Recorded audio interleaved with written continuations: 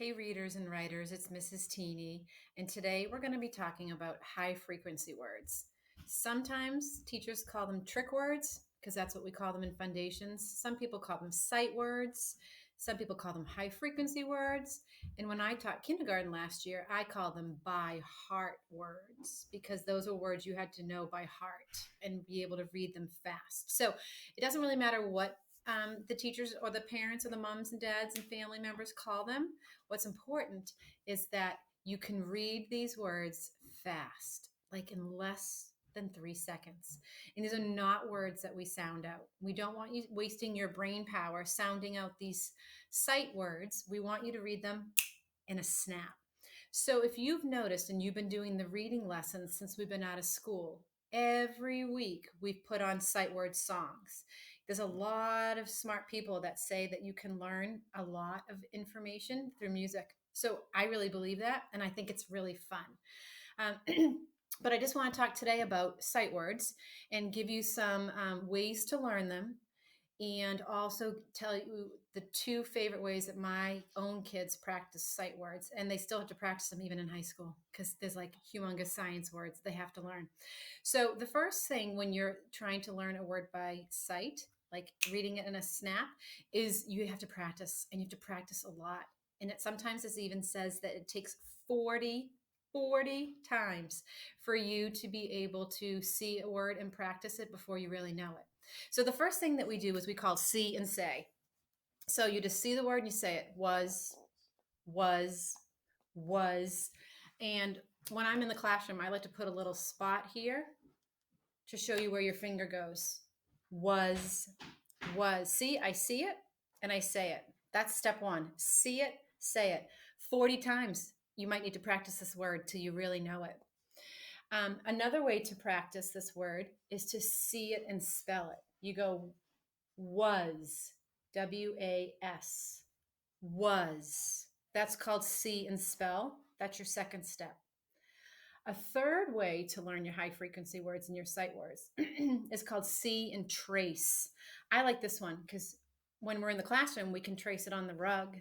When we're at home, we can trace it anywhere we want. You can even trace it on the paper. W-A-S, was. So do you see what I did? I traced each letter.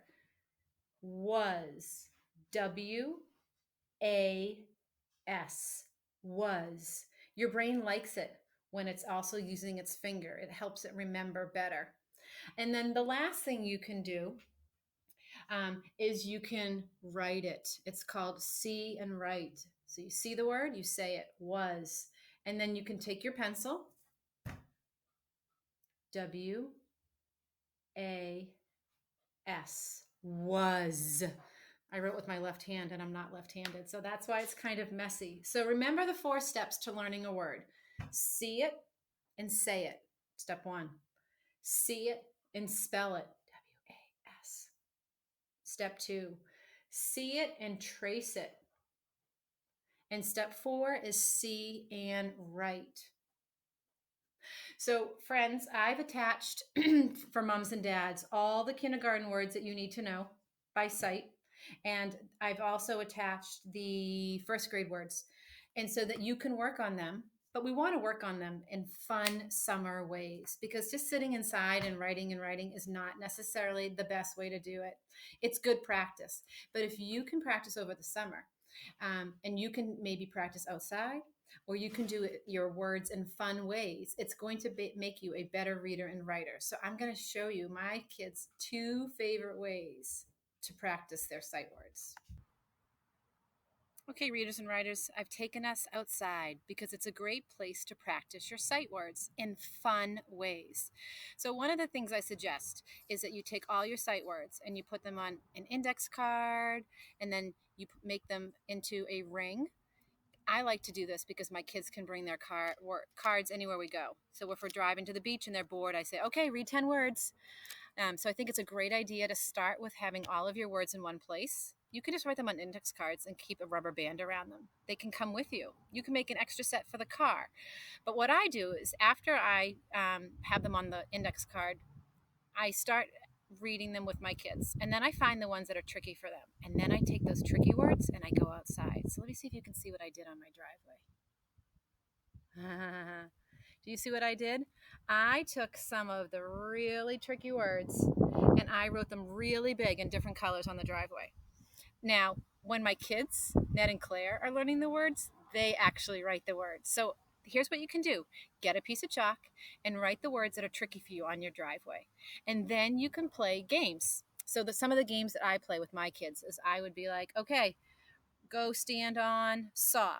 And when they stand on it, they would have to use saw in a sentence. I saw mommy. Then they would get a little bored with just going and finding the word. I would say to them, okay, now I'm going to do a clue. You know me and my riddles. I would say, okay, this word has two letters and it starts with an S. Oh, and they would say, oh, Mom, there's none there. And I go, ha ha, yep, I tricked you. And I go, but what is there? And they would say, there's a word with three letters that start with S. And they would run over to it. And so you can just play lots of games. You can use them in sentences, you can run around them. And I don't know if you can still see very closely, but on my driveway is the leftover pieces of my kids' water balloons. So you know what we do that's their favorite activity is we take water balloons and we throw them on the words and we read them. So there's a ton of water balloons because yesterday my kids were out here playing and I said to them, "Oh, put down some of those biology words that are really hard." And they wrote them in chalk and then they would throw their balloon on it and then they would have to pop it and then they would use it in a sentence too. So think about that. That's a really fun way. Okay. My kid's final favorite activity for learning words is a scavenger hunt. So I use scavenger hunts all the time. And if you were in reading with me this year, we might have even had read Ben's treasure hunt. Ben was doing the same thing. I think I got the idea from that book and I did it for my kids. So all you have to do is take your words that you're working on and ask someone to hide them inside or outside. So right now, let's see where some of the words are. Oh, my kids would have to run and find the words that I have hiding in my yard. See all the water balloon stuff too from yesterday? And they would run and grab the words. And then here's my challenge one. Look what I did. Can you see it? Yep. In the tree. They would run and find their words and then they would bring them back. And then they would have to read their words and then have to spell them. And then they would have to use them in a sentence. And if they couldn't do that, I would take the card and say, that's okay. You get to practice again. And I would run and hide it somewhere else. So just, excuse me, think about all the fun ways that you can practice sight words when you're riding a bike. You can spell one. Mom can have you ride by and she flashes a word. When you're on your playset, you can spell a word as you swing. There's a lot of ways to practice those words, and they're really, really important for reading and writing. So if you practice them in fun ways, you're going to be a better reader and writer. Bye, readers. All right, I'm back inside for the last 1 or 2 minutes to talk to you. One thing that's usually really helpful when you're practicing words, and this is really helpful for the first graders who are practicing all these WH words. I like to sometimes put pictures to help me with these words that can be tricky. So even if you're in kindergarten and these aren't actually your words, you can still draw pictures to go with some of your sight words like go and up and saw. So, anyways, as you can see, who has a picture like who is that? What are we talking about? Oh, maybe a book or a bug. Where you draw the arrow. Where are you going? Why you draw the face. I'm so sad. And when is the clock? So this is just a few of the sight words that are really tricky because they all start the same, WH. So using pictures can help you too. Remember our goal. You want to be able to read your sight words in less than 3 seconds. That frees your brain up to read all the rest of the words on the page in your book so that you're not trying to sound out every word. Don't sound out these words. Read them in a snap. Practice them. Okay, readers, today I have what do I have for you guys to practice? Oh, I remember. Today I asked you guys to pick 5 tricky words, and then you get to do a lot of interesting ways of writing them. Rainbow, write them big, write them small, write rhyming words. So don't forget, go on after this and pick your 5 trick words that you're working on and do the paper. Okay? Bye, readers.